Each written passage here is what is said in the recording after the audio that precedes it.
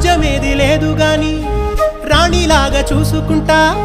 కోట కట్టలేను గాని కళ్ళల్లో నిన్నే దాచుకుంటా రాత ఎట్లా రాసి ఉన్నా